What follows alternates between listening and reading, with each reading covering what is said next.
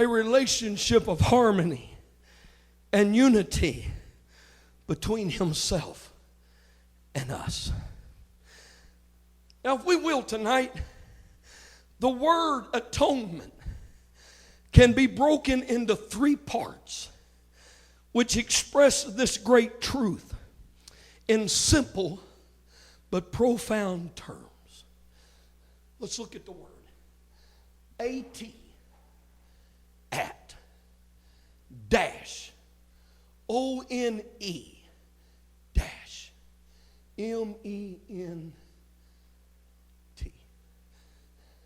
Instead of saying atonement, at one month. That means that everything between me and God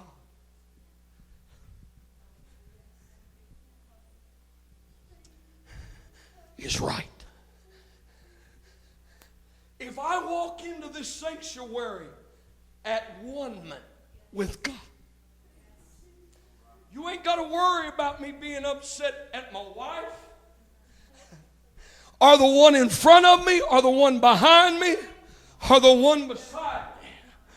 Because I walked in at one month with God. You know what? I feel like the Lord is calling us here tonight to come to that place of at one month with Him. Now I got to go on here tonight. The altar of incense, it stood just before the veil inside the tabernacle that separated the most holy place from the rest of the worship area. Priests burned incense on this altar every day, so its fragrance would fill the tabernacle when the sacrificial blood was sprinkled on the altar of burnt offering. The priest also sprinkled the blood of a sacrificial animal on the incense altar to make atonement for his sins and the sins of the people. The incense altar was also symbolic of prayer. And when the captives returned to Jerusalem following their years of captivity in Babylon, one of the first acts was to build an altar. For only true deliverance comes from altar building. You know what? I heard the pastor this morning talking about the power of this Pentecostal movement, and I've come to tell you, I still believe that it's the most powerful thing this side of heaven, because there's nothing else that can deliver like the power of the altar. Whoa, somebody help me. There is nothing that works like building an altar unto God.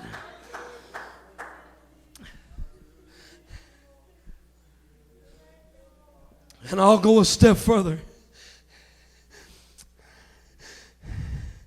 Every one of us who makes heaven will make it because there were altars in our lives. Now, I've asked my brother to do a little bit of reading for me. If you've never heard this, I've got to preach a little bit on this. Exodus chapter 29, I believe it's verse 36 and 37. I want him to read in our hearing. I want you to hear this and hear it well. Come on, brother. And thou shalt offer every day a bullock for a sin offering. How often? Every day. The Apostle Paul said, I die daily. You've got to offer that sin offering. How often? Every day. How often? Every day. How often? How often? Every day. Every day. Read on. For a sin offering for atonement, thou shalt cleanse the altar. So that we'll be at one with God. You're going to cleanse the altar. Go ahead. For thou shalt cleanse the altar when thou hast made an atonement for it, and thou shalt anoint it to sanctify it. And anoint it to sanctify it. Now go on. 7 days. Now you got to hear this. 7 days Shalt thou make an atonement for the altar, shalt thou make an atonement for the altar and sanctify, and sanctify it. Go ahead. and it shall be an altar most holy. Most holy. Now this next line, if you didn't get nothing else, you've got to get this line right here. Come on, Pastor. Whatsoever toucheth the altar Whatsoever toucheth the altar shall be holy. shall be holy. I've come to tell you we're a holy people because we've been to the altar. I know we're living in a day and an age when they say that holiness does not matter. You know why? Because they haven't been to the altar. Because the word said, whatsoever toucheth the altar shall be holy. So if you're gonna be holy, there's got to be an altar in your life. Let's lift up our hands and love him together.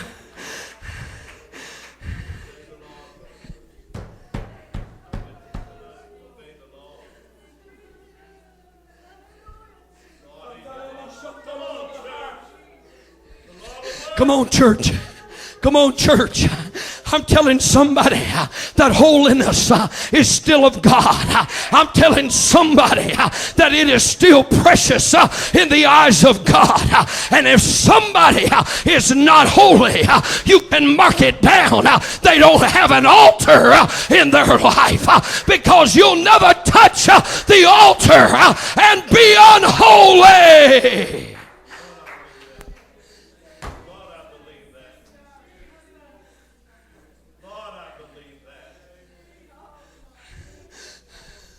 True purity can be found only by coming into direct contact with the altar of God.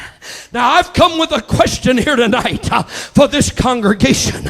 Do you walk with God, or do you walk with somebody who walks with God?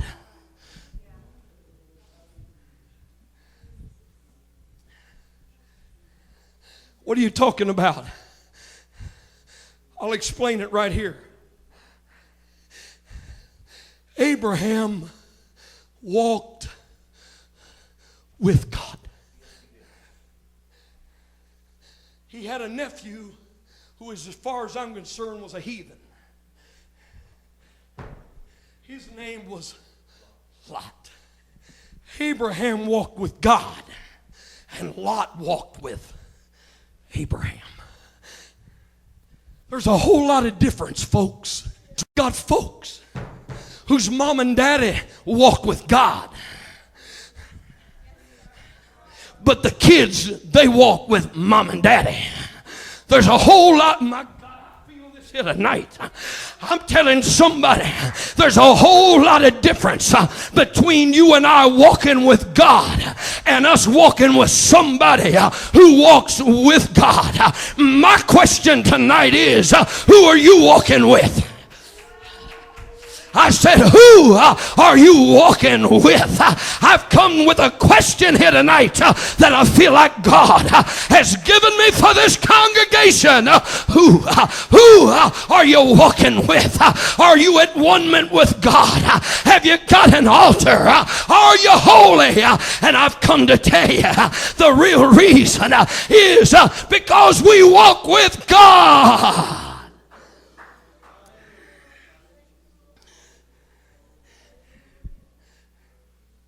Elisha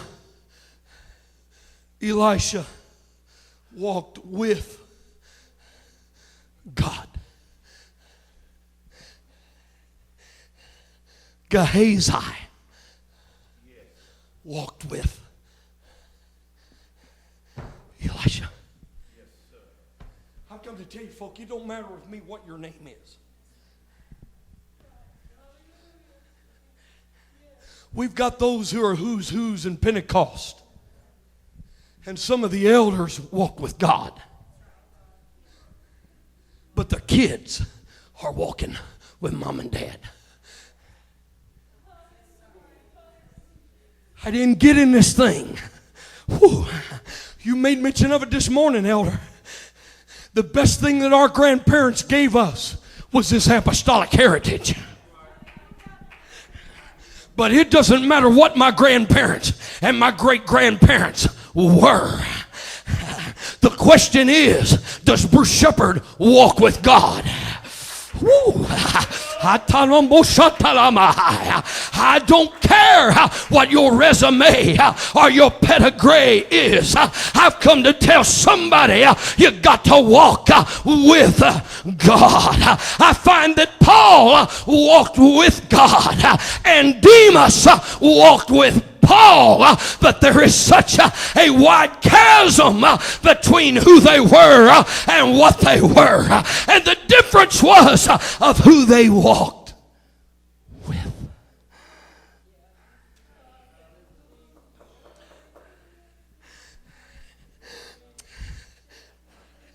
Altars.